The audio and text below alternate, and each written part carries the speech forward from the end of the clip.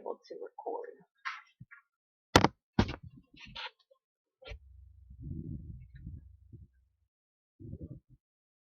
Now, my paper looks something like this. Yours might not look quite like this, but we start to get the idea of what we need to be looking for and kind of the progression of ideas. Okay, so let me go back to my blank one. If we're looking at this letter as an argument that Browning is making to Napoleon, there is kind of a key detail in the prompt that you have to keep in mind the whole time that you're reading this piece. What was a really important detail that was told to you in the prompt about this letter? She never mailed it. Yes. She wrote the letter, but she never actually sent it to Napoleon. She never intended to send it to Napoleon. So that, in that sense, okay, it's like a sense of freedom, I guess you could say. She's able to be a little more lenient with her wording if she knows that it's never going to be read by anybody else. If the king is not actually going to read this, I can say some things that I might not be able to say otherwise. But with that in mind, where does she start with her argument? What is the first thing that she comes out with in this letter?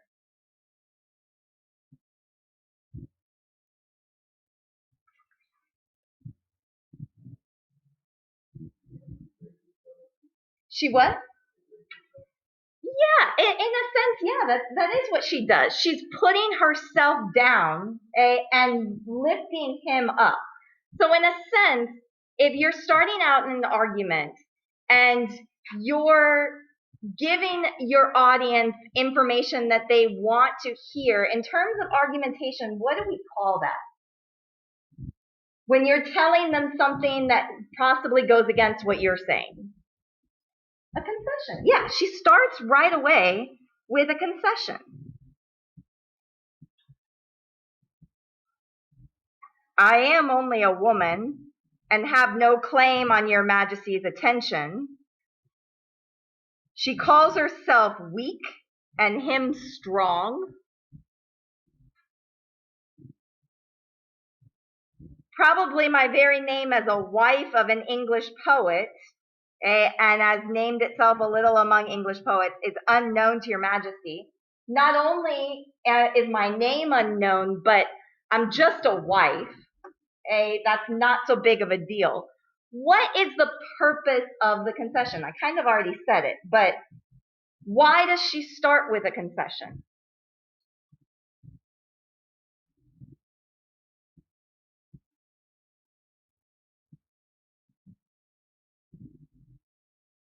Why put herself down? For what purpose? Yeah, exactly. To make Napoleon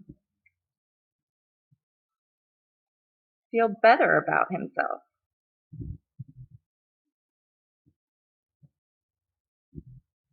See how low I am and see how great you are.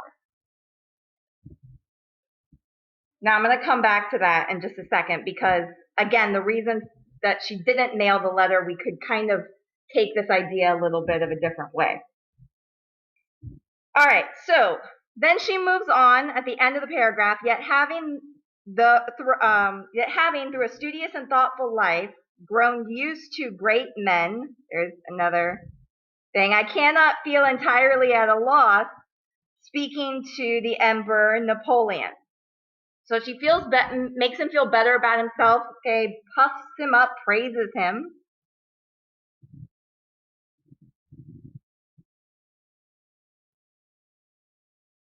Because if he feels praised, what is he more likely to do? To listen, yes. More likely to listen. So the implication already in the letter is that Emperor Napoleon is not going to want to do what she's going to ask him to do. He's going to be hesitant to release Victor Hugo from prison. So start off praising him, making him feel really good about himself, kind of the butter up process, to then move into the request that she's going to make. Don't start away right with the request. That's not going to work. Okay? You have something that you want someone to do. You don't jump right in and, well, maybe they'll say no. Let's see if I can work my way into the argument. That's exactly what she's doing here. Then from there, where does she go?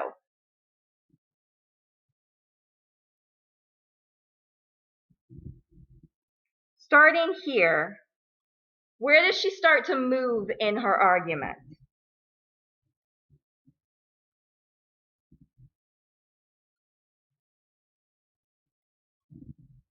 She ultimately has to get to the point where she's going to ask for Hugo's release from prison. But she doesn't start with saying, please release Victor Hugo from prison. What does she say?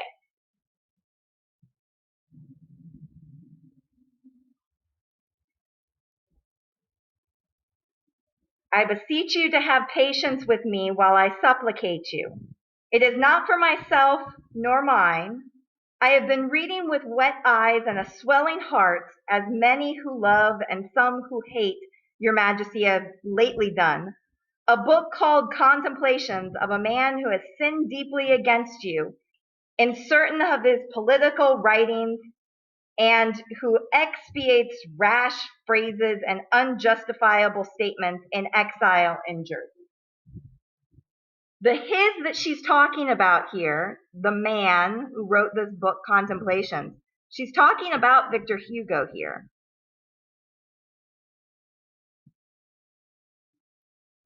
But what specifically is she saying?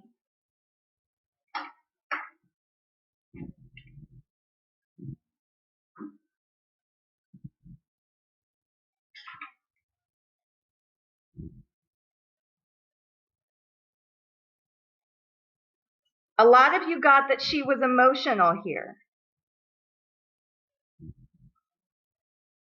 which is true. She's talking about reading with wet eyes and swelling hearts. But is she emotional because she's reading Victor Hugo's work? Look at it carefully. Why is she being emotional?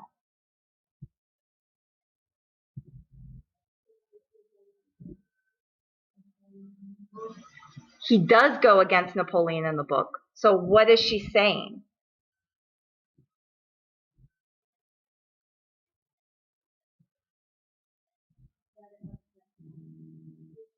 Yes, that's what she's saying. She's saying that it upsets her that Victor Hugo has gone against Napoleon and has kind of said these quote unquote horrible things about him. She's emotional and distraught, okay, and possibly she's saying the word has sinned deeply against you. She's saying how Victor Hugo was wrong and how she feels that wrong just like Napoleon possibly feels the wrong. So she's moving into talking about herself. She adds herself into the conversation, but still is this whole like, I'm on your side, Napoleon. I agree with you. You had every right to imprison this man because of the wrong that he did against you. And all of your people, look what she says too. Let's see. As many who love and some who hate your majesty have lately done. She's like, even people who love and hate you, I've read this book and feel the same way that you do. I have no personal knowledge of this man. I never saw his face, and certainly I do not come now to make his apology. Again, making sure he understands whose side she's on. Understand. whose side she's on. It is indeed precisely because he cannot be excused that I think he might worthily be forgiven. Let's talk about this line for a second. What does she mean by that? It is indeed precisely because he cannot be excused that I think he might worthily be forgiven.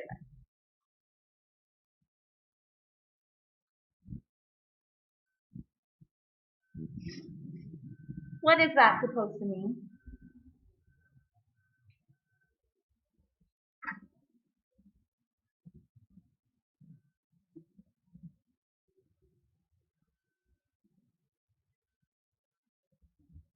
She continues by saying, for this man, whatever else he is not, is a great poet of France, and the emperor, who is the guardian of her other glories, should remember him and not leave him out.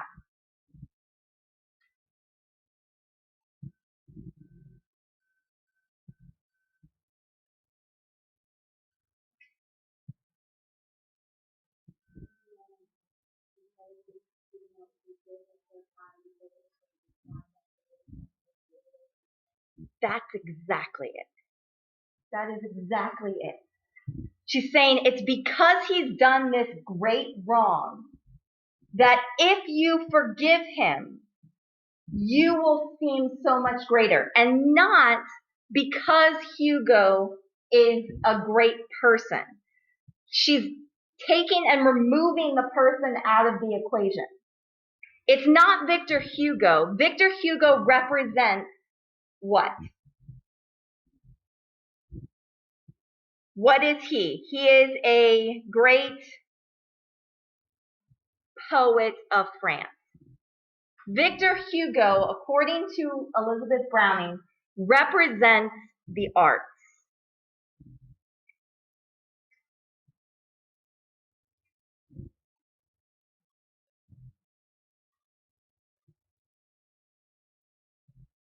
He is a very small fraction of a larger group of people.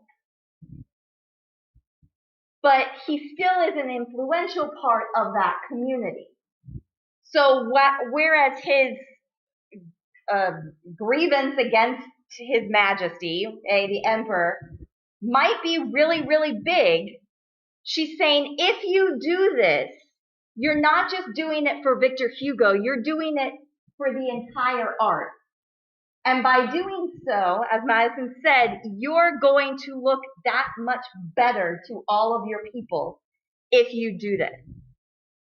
So, if we're trying to explain her line of reasoning, she starts off by giving a concession, talking about herself, degrading herself, as Brennan had said, putting herself down in order to raise him up, butters him up, praises him for what he's doing. Then transitions into her topic, but still is saying, I know he's done wrong, still in kind of the concession mode, but here's what you can get out of it if you were to pardon him. All right, let's keep going. Ah, sire, what was written on Napoleon Le Petit does not touch your majesty. She's talking here about the Napoleon that we know. Napoleon III is not the famous Napoleon that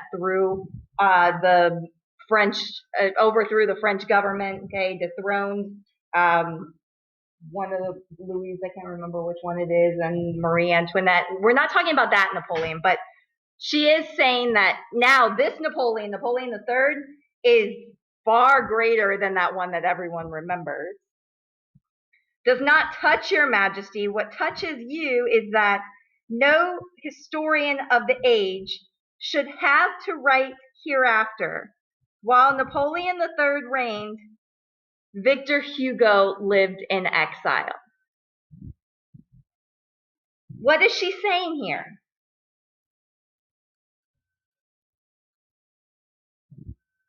She hasn't really moved on too much from what she said before.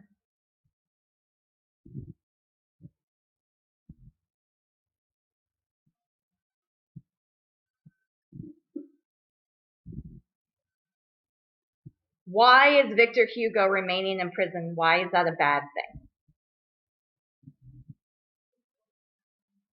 It looks bad for him. It's bad for his reputation. It's bad for like how he's going to be remembered, how he will be remembered in history. What touches you is that when your people count gratefully the men of commerce, arms, and science secured by you to France, no voice shall murmur, but where is our poet? What touches you? Now, look at the language. What touches you? What touches you? What touches you? She's using repetition, but what's the purpose of the repetition? Again, it's kind of what, Sydney, what you just said. What touches you? What touches you?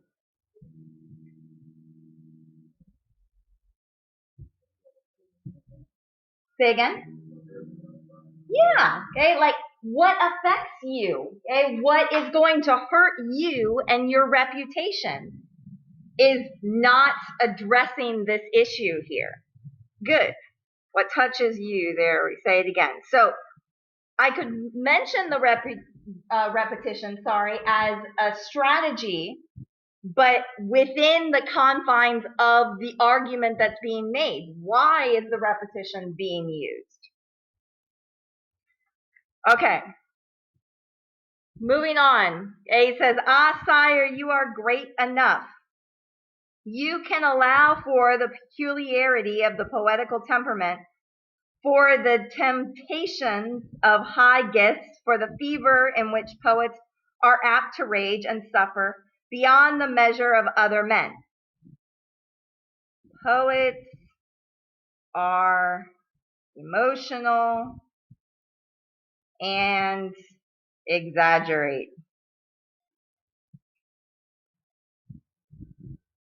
Poets use words, and sometimes they go a little bit too far in their descriptions of things. Again, she's saying, Napoleon, you're better than that. You can take it. You can be the bigger person in this. You can consider that when they hate most causelessly, there is a divine love in them somewhere, and that when they see most falsely, they are loyal to some ideal light. Forgive this enemy." She gets now to her call to action. What she wants him to do. Forgive him, this accuser, this traducer. You could here mention the diction that she uses. Diction, let's see, how could I say this? Squarely puts Hugo in the wrong.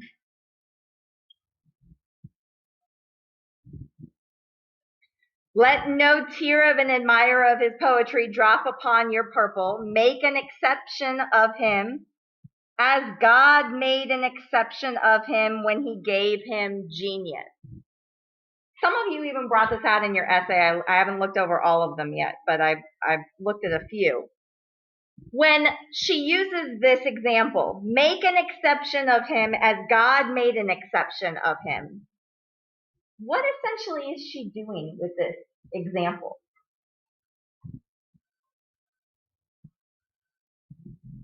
Who is she making Napoleon basically equal to? Yeah, that's exactly what she's doing. It makes Napoleon equal with God. If you really want to butter somebody up, tell them they're equal to the creator of the universe. That'll probably make them feel really good. "I have written these words without the knowledge of any. Naturally, I should have preferred, as a woman, to address them through the mediation of the tender-hearted Empress Eugenie. Now, here's the part where I said I was going to come back to this idea of her being a woman. She says, naturally, as a woman, I should have presented this argument to Empress Eugenie. Who is this?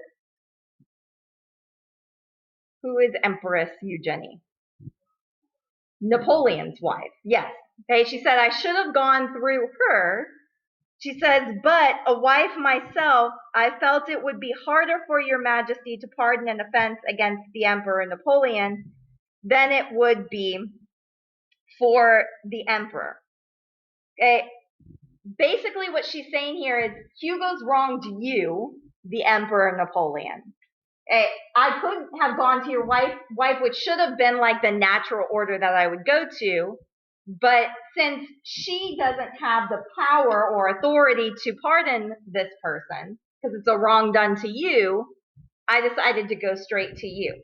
But here's why I think, and this is just my take on it. I could be wrong in this sense.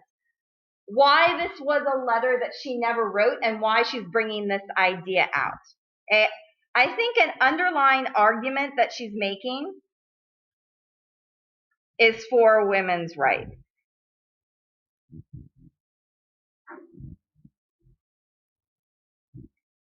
Does anyone see why I would think that? Why an underlying argument in this letter is for women's rights?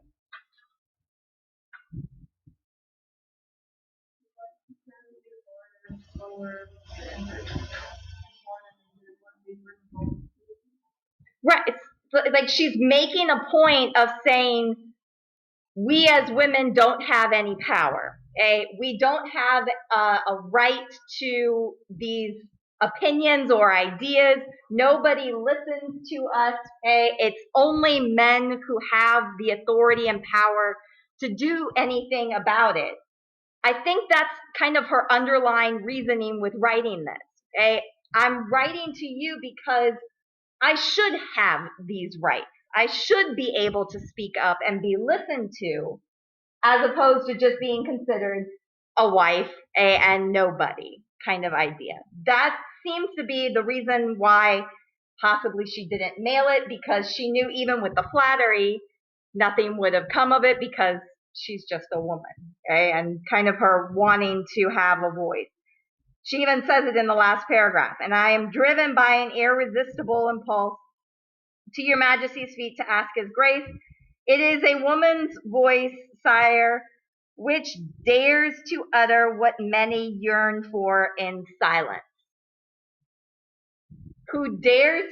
I'm the one who's making this argument that everyone else seems scared to make. Again, I think that's where she kind of gets into the woman's right and her right to speak up and to protest. I have believed in Napoleon III, passionately loving the democracy. I have understood from the beginning that it was to be served throughout Europe in you and by you. I have trusted you. Again, notice the language that she uses, to look for support. Looks for his support. Possibly even like to making him feel guilty.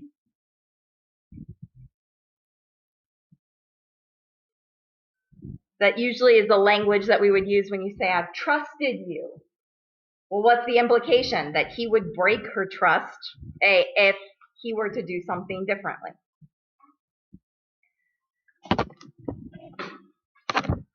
That's the thought process of kind of walking through a line of reasoning. What is the writer doing here? And why is the writer doing it? And what examples are being given? Where are possibly the strategies within the piece that are proving that line of reasoning? Another thing, a couple of you asked me, and I wanted to kind of point this out too. We said it before. Try not to, in the moment, be worried about the specific names of the strategies. Yes, I want you to be practicing them. I want you to be trying to identify them. But if you don't know the specific name, just talk generally about what the writer is doing. Okay? Don't feel as if you have to label it specifically, because if you do label it specifically and you're wrong, that looks worse than you just speaking generally about the topic. Okay? And that's what I would prefer that you do. If in the moment you're like, I'm not sure if this is an example of a paradox or if it's just a comparison, I'm not really sure, then just say that it's a comparison. Okay? Or just say that it's a contradiction of terms. Don't say specifically what it is if you're not really sure. Okay? All right.